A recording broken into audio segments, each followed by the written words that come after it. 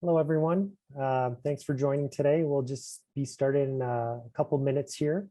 We see attendees are joining, so we just want to give everyone a second to connect. So yeah, in about 1 minute or two, we will get started.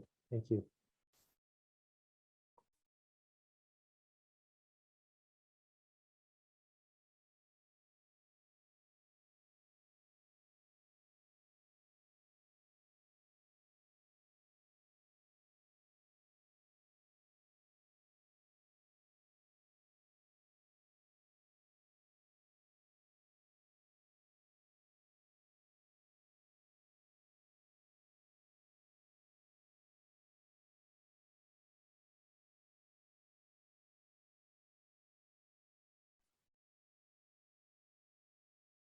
Hey, great. Looks like most folks have joined. So good evening, everyone. Thank you for attending today's Budget Basics virtual information session.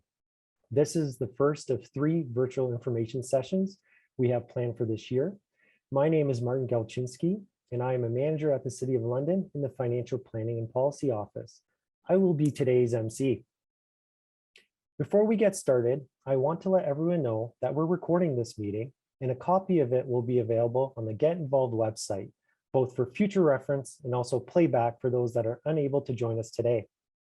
Please note that you will be muted for this presentation, and your video camera will be turned off for the duration of the webinar. If you have a question, feel free to type it in the Q&A box at any point during this session. We will be answering questions at the end of the presentation. To ensure communications are streamlined and ensuring we don't miss a question, the chat function has been disabled for this webinar, so please use that Q&A function.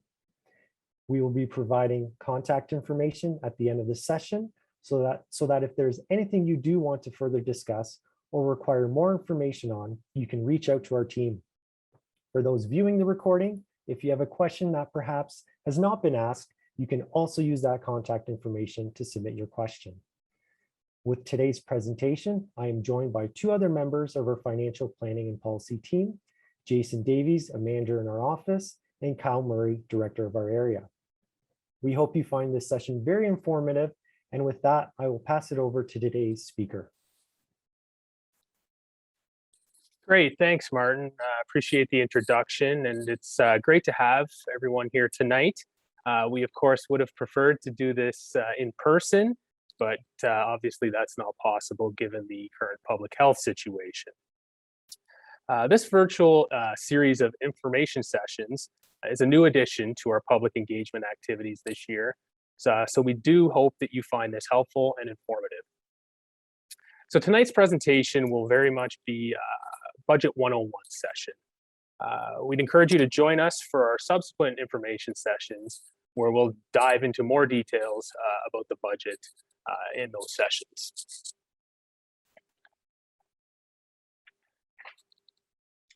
So in terms of an agenda for this evening's discussion, we wanted to give you a bit of an overview of our multi-year budget process, talk a little bit about our annual update process as part of the multi-year budget, discuss a few related processes in support of our multi-year budget, give you a sense of the timeline for our multi-year budget and 2022 annual budget updates specifically.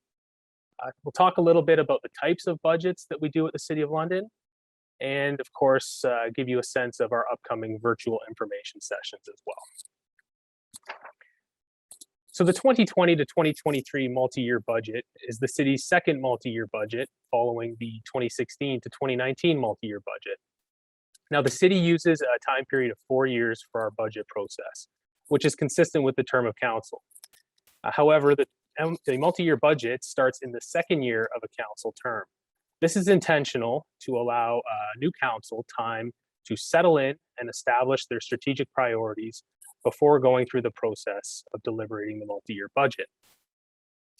The Municipal Act, which is the legislation that governs the city and all Ontario municipalities, does allow for a multi-year budget of up to 5 years, but we've capped ours at 4 years. So before we get into the details of our multi-year budget process, I thought we'd start with a bit of a discussion on why we use a multi-year budget and what the benefits are of multi-year budgeting. So first and foremost, the multi-year budget supports putting the strategic plan into action. So the budget provides the resources that are required to implement council's and the city's 2019 to 2023 strategic plan. Multi-year budget also supports long-term planning.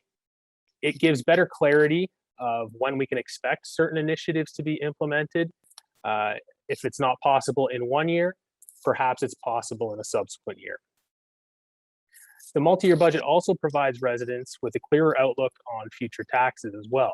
Obviously, it provides a bit of a 4-year view on where taxes are anticipated to be.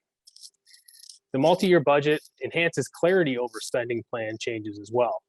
We'll talk a little bit about the budget update process, and we really do have a robust structure for making changes to the multi-year budget.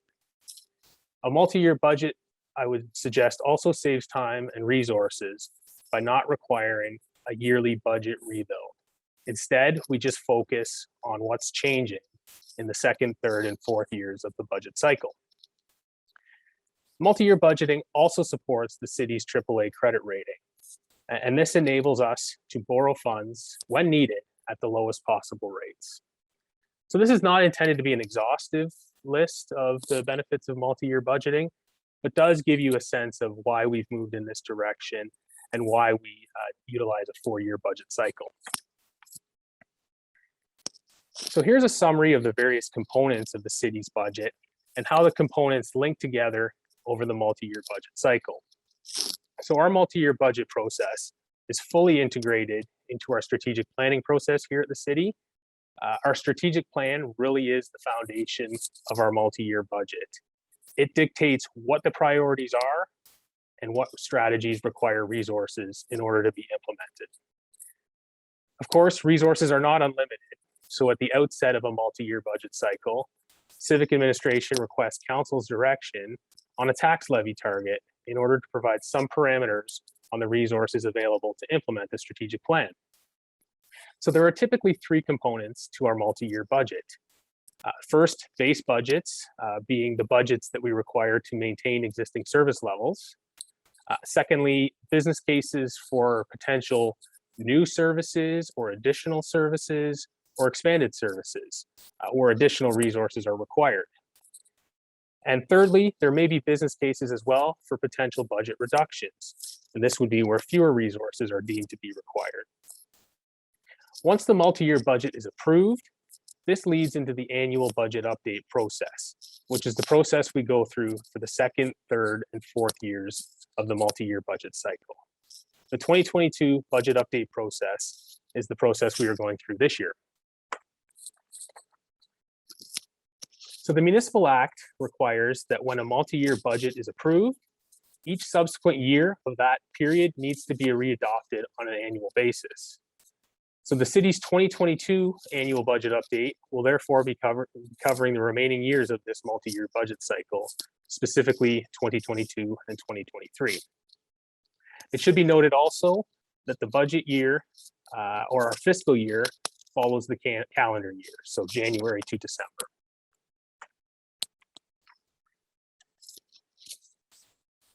So I mentioned earlier that annual budget updates are not intended to be a full-scale redo of the budget.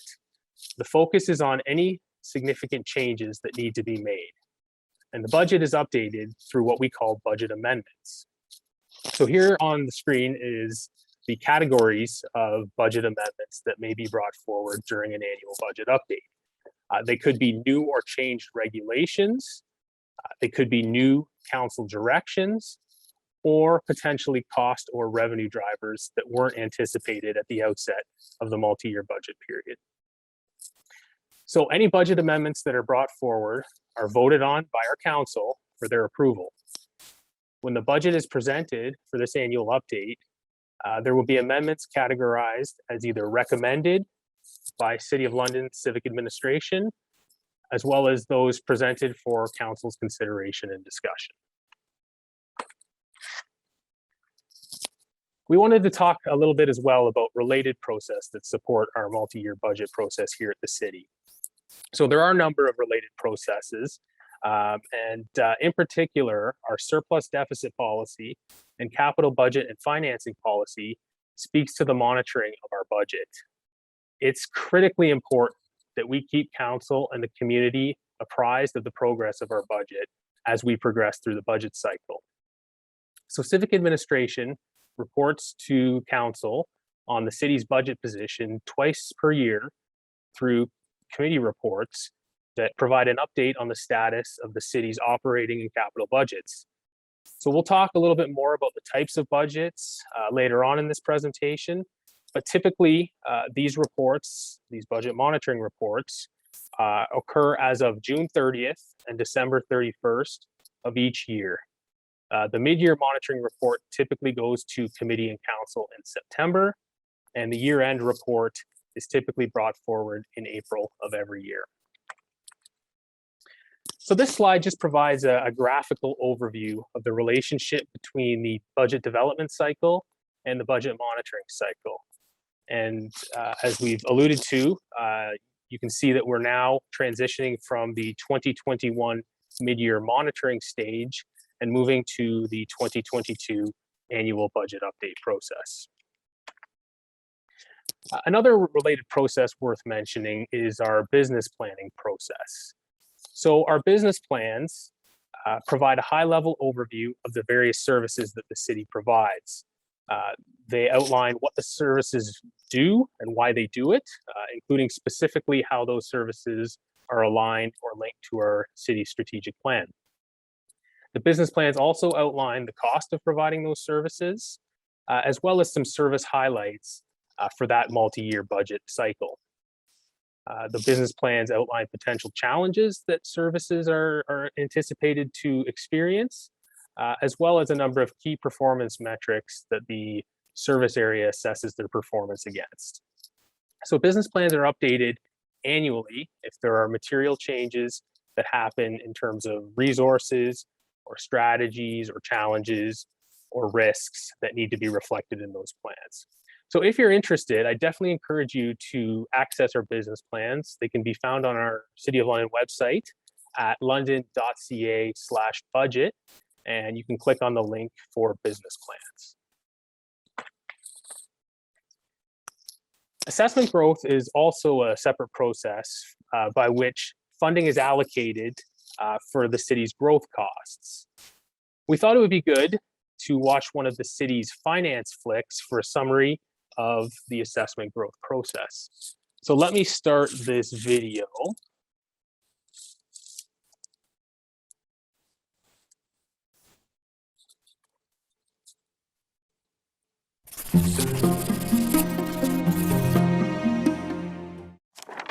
What is assessment growth? By definition, it is new taxes from new and/or expanded homes and/or businesses to pay for the services they receive. In order to better understand assessment growth, you'll need to know what makes up a city's taxes. So let's look at an example of a strictly residential town and the taxes that each home pays based on each home's assessed value. When we add up all the taxes paid for this town, it totals $1,000. This money is used to pay for the town's services. During the year, our hypothetical town has some changes. This house built an addition, and this house was demolished. 3 new houses were also built. Taxes changed accordingly. Remember, assessment growth is defined as new taxes from new and/or expanded homes and/or businesses to pay for the services they receive. When we add up all the taxes paid for this town, the next year, it equals $1,100. In order to calculate assessment growth, we take the total tax for all the properties in our town and subtract the original tax from the start of the year. This gives us a year-over-year growth of $100. That's 10%. This is our assessment growth. You may be saying, great, extra cash. It is important to note that this is not new money that the town can spend. Let's summarize. When new homes are built or expanded in the town, existing municipal services must be extended. The 10% new tax revenue generated by these homes is used to fund the extension of the town's operating budget to provide these services. And that is what we mean by assessment growth.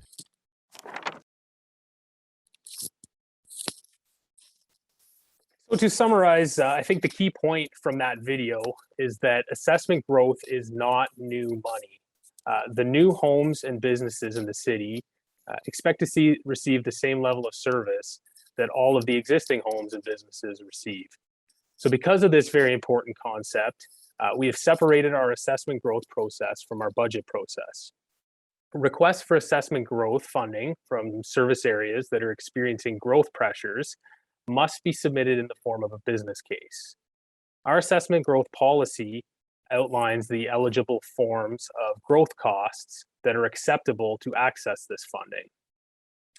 And a separate report, which typically comes forward to City Council in February or March, outlines how the additional revenues that we're receiving from growth are allocated to the service areas experiencing those growth needs. So this process really ensures that the funding is available to support growth costs and that there is no erosion of service quality over time based on new development that occurs in the city.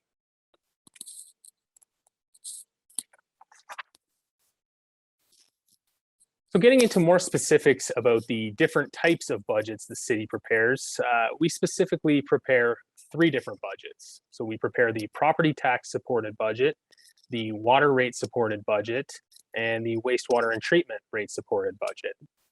Now, the property tax supported budget is primarily funded, of course, through property taxes, obviously, but also through user fees, grants, and development charges, for example.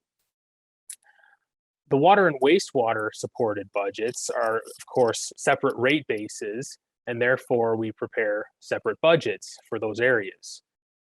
Rates for water and wastewater, as I'm sure many of you know, are paid on your London Hydro bill, and these revenues are collected and remitted to the city by London Hydro. I'll just note very quickly as well that electricity rates and electricity bills are entirely the purview of London Hydro. The city has no involvement in your electricity bills. Each of the 3 budgets, so the property tax supported budget, the water budget, and the wastewater budget, contain an operating budget component as well as a capital budget component. Let's watch another finance flick to dig a little bit deeper into this different types of budgets using the property tax supported budget as an example.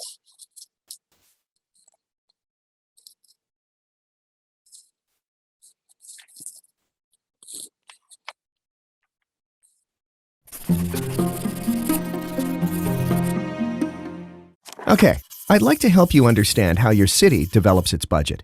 We always hear about them, and often this can feel like another language altogether. Before we get started, there is important information you should know. Ontario cities like London receive only 9% of all taxes collected, but are responsible for over 50% of the infrastructure. Let's start by looking at what the word budget means. Simply put, it's a planned, itemized summary of money that is coming into the city and how that money is spent for a specific period of time. It's very important to note that provincial government legislation in Ontario states money coming in equals money going out, also known as revenue equals expenditures, or a balanced budget.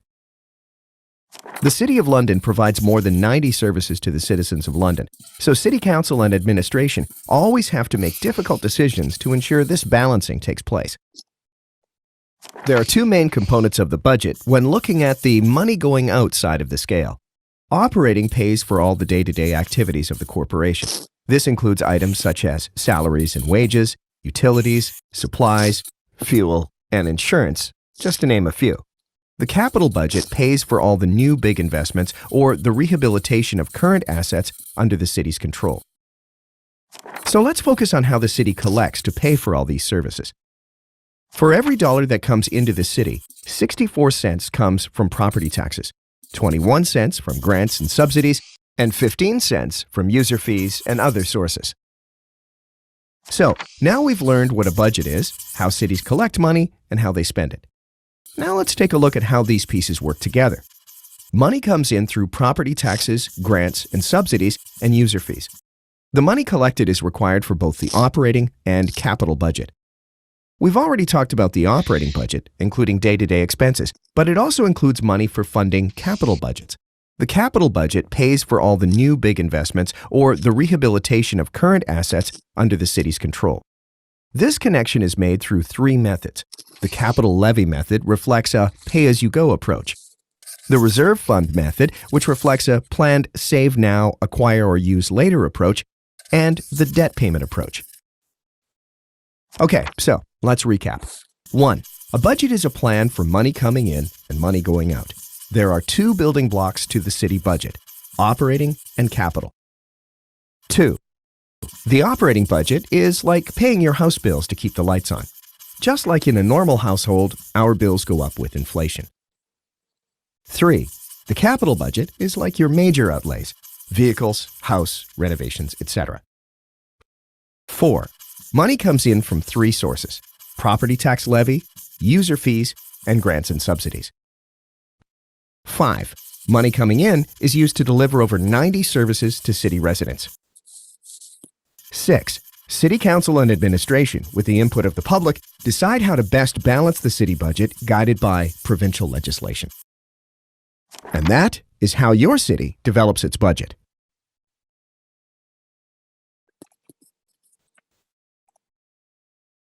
So now that we have an understanding of how we budget, let's watch another video to help us understand how ultimately a property tax bill is determined.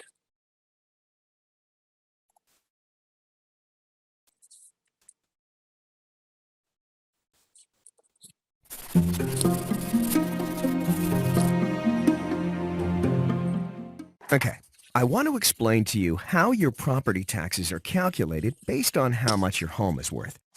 Imagine there's a town that only has 3 homes, and they're each worth a different amount. The total cost to provide all of their town's services is $1,000. This is collected through property taxes. Each homeowner pays property taxes based on how much their home is worth. So, the value of all the homes are added up and divided by the town's cost, which gives us the tax rate.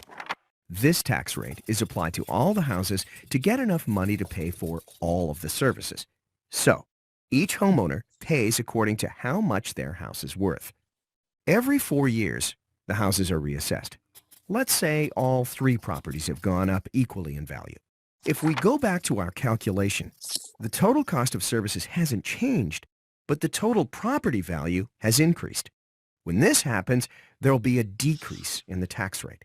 Now, when we apply that new rate on all the homes, everyone still pays the same. Let's recap. Property taxes are based on what a home is worth. If reassessments all increase equally, then everyone pays the same taxes as before. Now, let's say another 4 years has gone by and these homes are reassessed.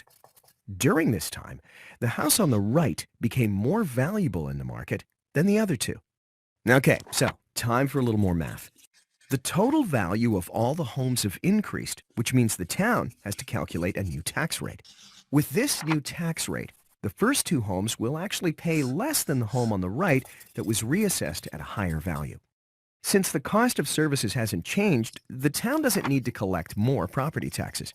However, since property taxes are based on a home's value, those taxes could potentially go up or down based on the rest of the homes.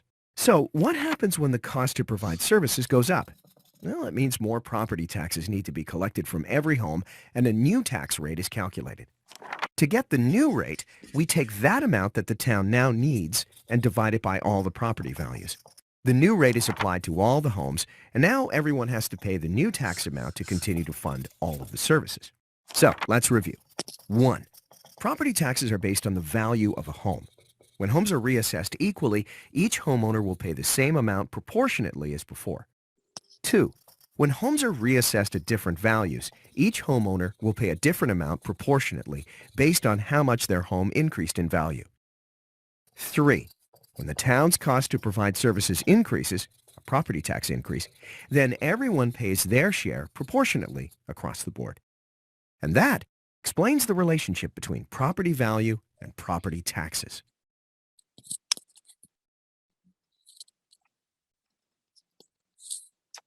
So to summarize, there's a couple common misconceptions that we hear, and that's one being that if property values are increasing, my property taxes are automatically going to go up. And another misconception that we commonly hear is that property taxes will rise at the same rate as the increase in property values. Now, these are simply not true.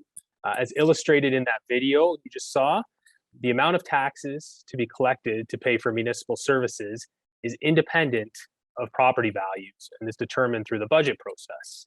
So that's the left-hand side of the screen that you see in front of you. The budget determines the amount of funding to be collected for municipal needs. And as we have talked about, this is done through the multi-year budget process and the annual budget update process. Completely separately, property assessments are performed by the Municipal Property Assessment Corporation, or MPAC, which is an independent, not-for-profit corporation. And this is typically done every 4 years. If total assessed values for all properties increase based on the MPAC assessment process, then the tax rate will be adjusted down so that at the end of the day, the amount being collected through property taxes will be the same as before the reassessment.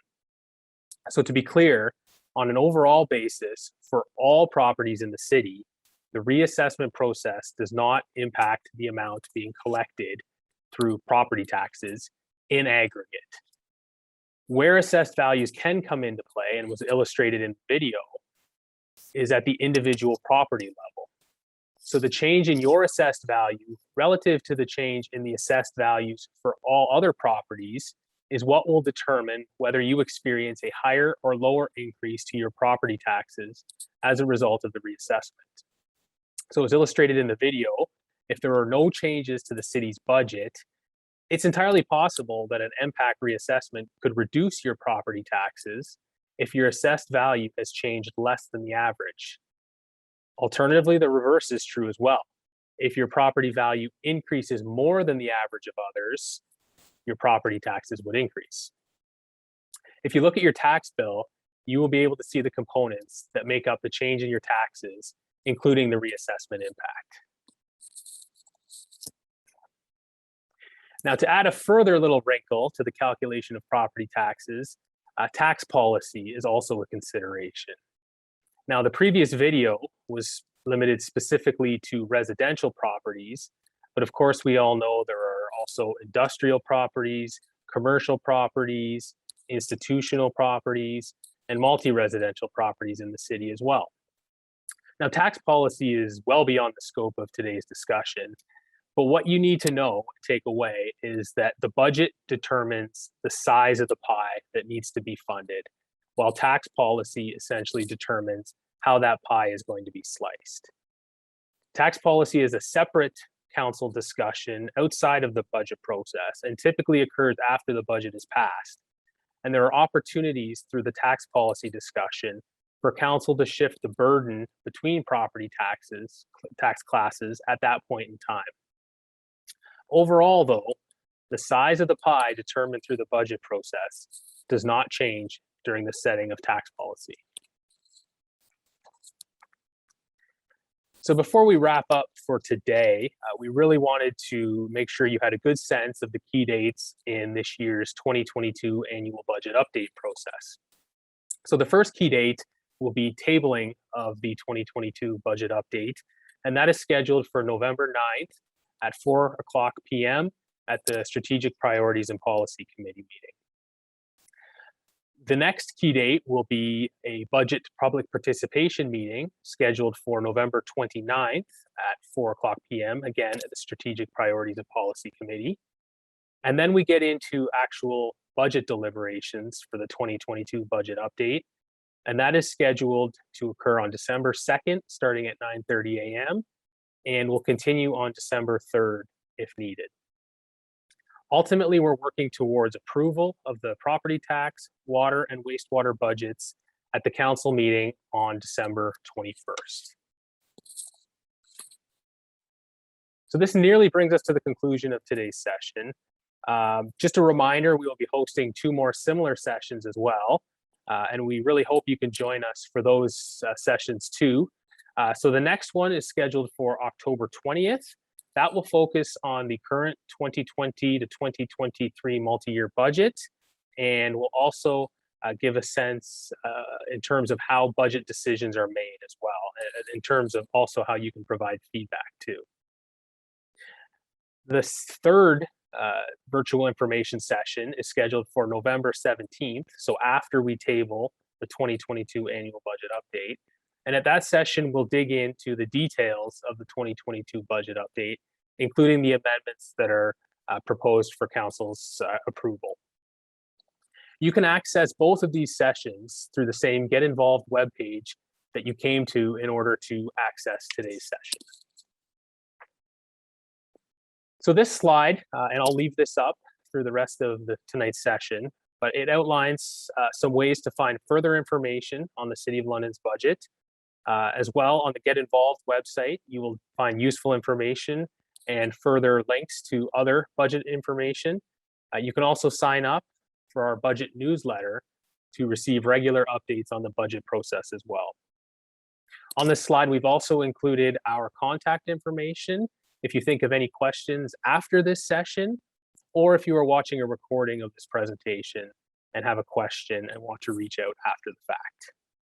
So with that, maybe I'll turn it back to Martin, our MC, and we're happy to jump into any questions that may have come in during the presentation. Thank you. Great, thanks, Kyle. So just a reminder to everyone, so please feel free to submit your questions in the Q&A box or the Q&A function on the Zoom app or software. We'd love to hear your questions and try to answer as many as we can for you today. So to get things started, Kyle, maybe I can ask the first question that we've had submitted is around business cases. And the question is around when business cases can be proposed. Can they be proposed at any time during council's tenure? Or who or what bodies can actually propose business cases? Thanks, Martin. So business cases are typically brought forward either during the multi-year budget process itself or during one of the 3 subsequent budget updates. And typically, budget amendments or budget business cases can either be driven by council, so it may be a request of council for a new business case for a potential new or expanded service, or alternatively, business cases may also come from civic administration.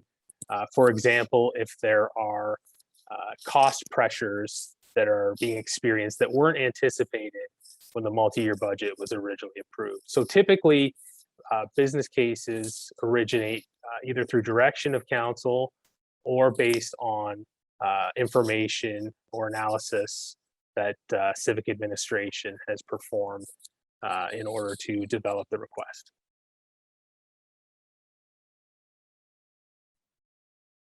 Okay, great, thanks. So moving on to another question we received, more around the services for the city. I think this was picked up from the video where it's mentioned of 90+ services are offered. Where can someone go to find out more information about the services or try to see a list of all the various services that are offered by the city? So there are a couple of different places I would suggest that we can access the various list of services. So I referred to the business plans during the presentation. The business plans are a tremendous resource to help the community understand what services the city provides.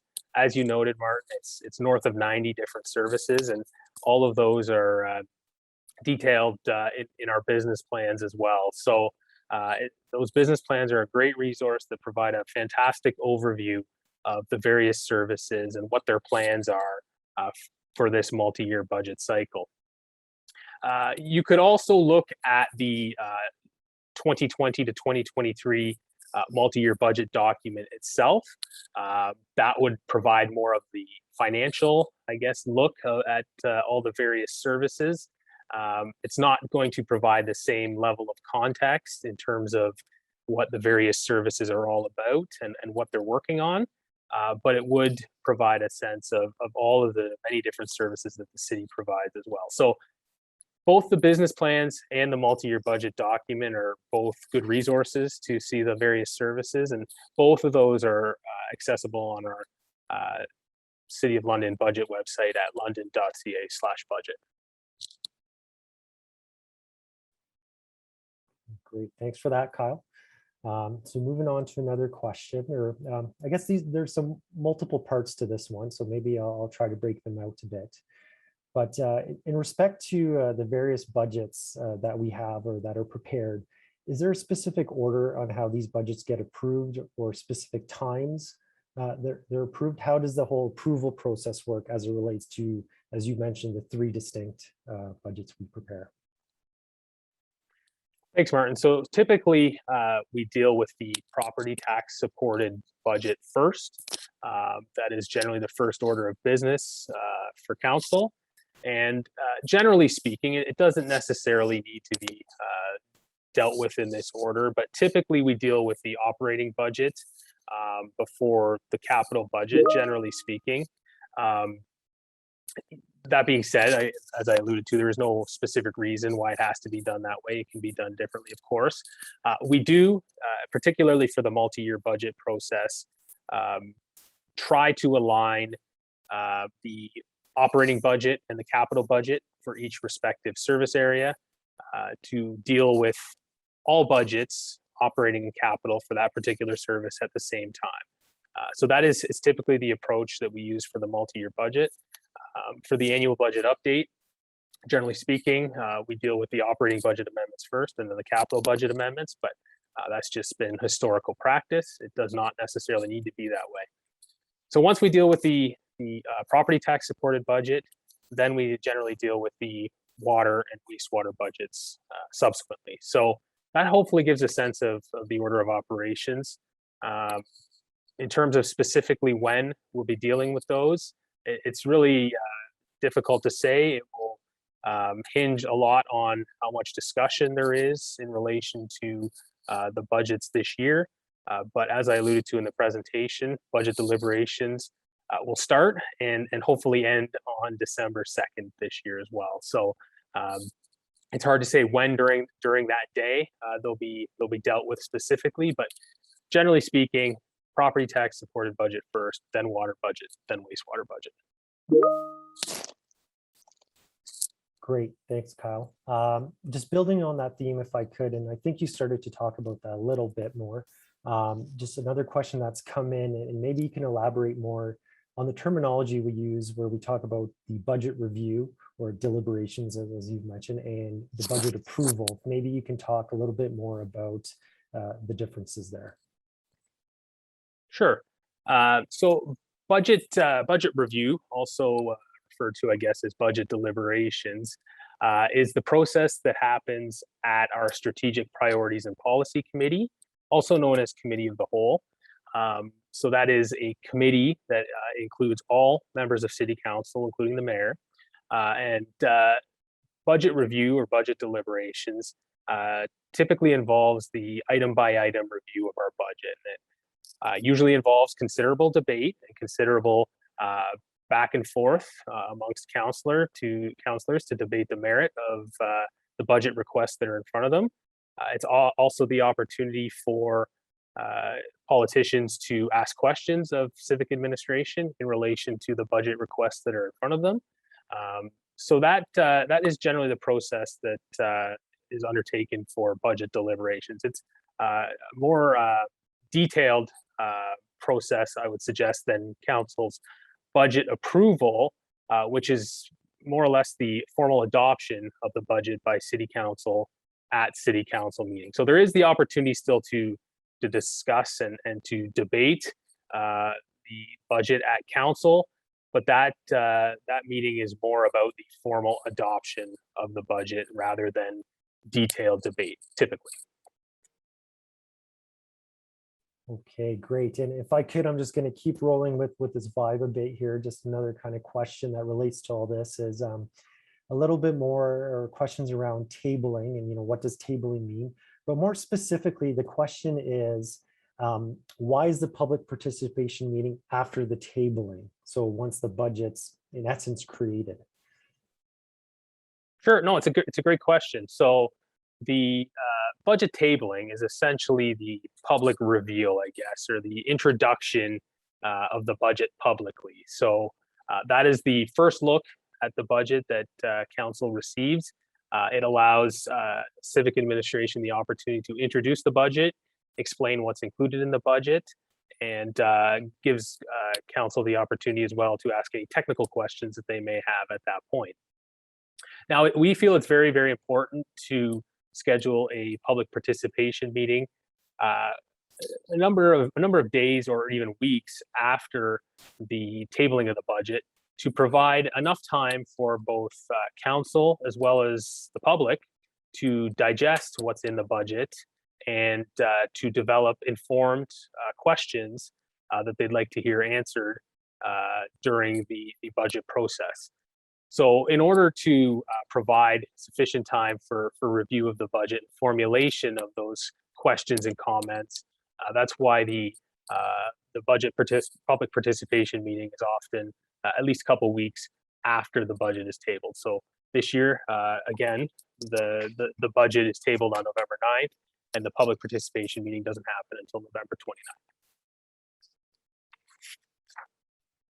Great, thanks, Kyle, and thanks for everyone for continuing to submit these questions. So please continue to do so. So again, you can submit your questions in the Q&A box or function here on the Zoom app software. So please feel free to continue to submit your questions. With that, maybe Kyle, I'm going to change gears a little bit with another question that's come up.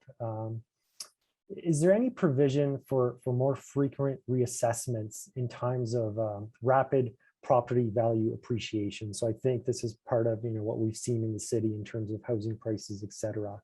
And who ultimately determines this? And I think that the question more relates to the frequency of the reassessments.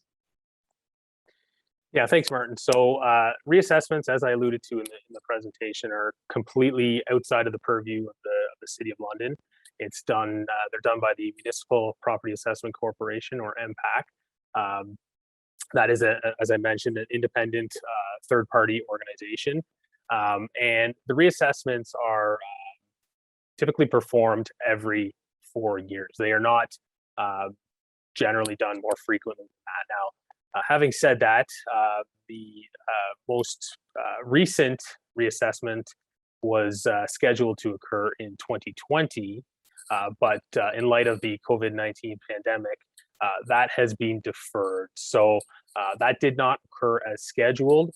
I don't believe we have confirmation yet in terms of when the reassessment will actually occur.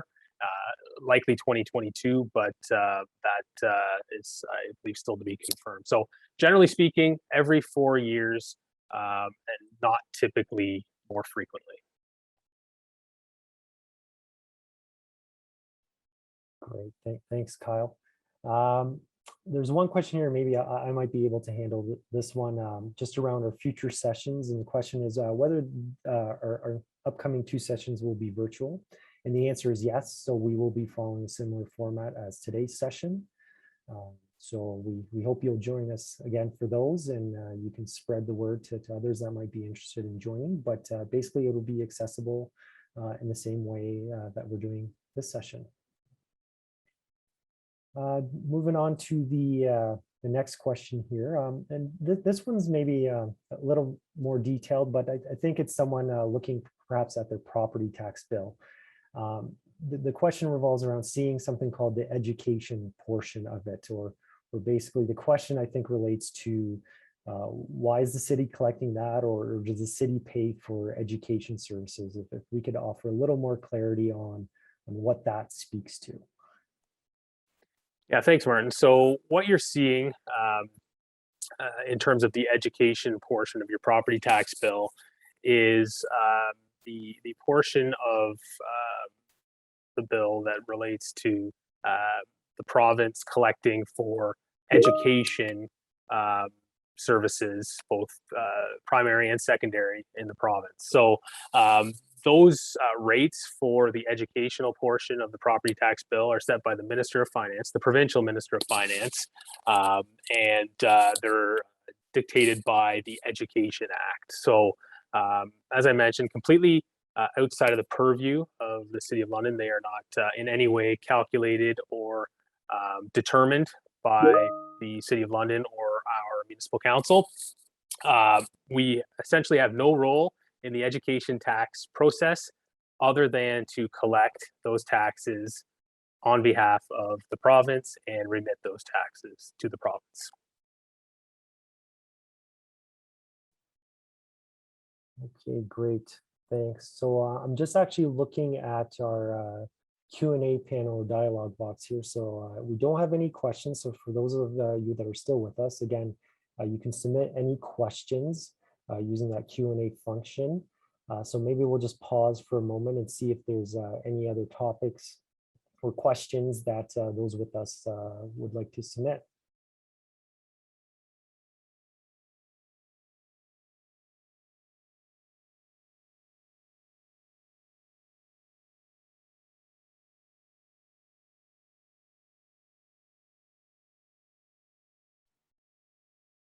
Okay, so it doesn't look like we've had any new questions come in. So I think that's basically bringing us to the conclusion of today's information session. Just another reminder, and we talked about this already based on one of the questions, we will be hosting 2 more virtual information sessions in the upcoming months. So we hope you can join us again.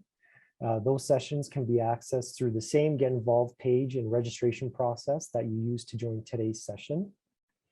To those that have joined today, as well as those watching our recording, thank you, and thank you for your questions.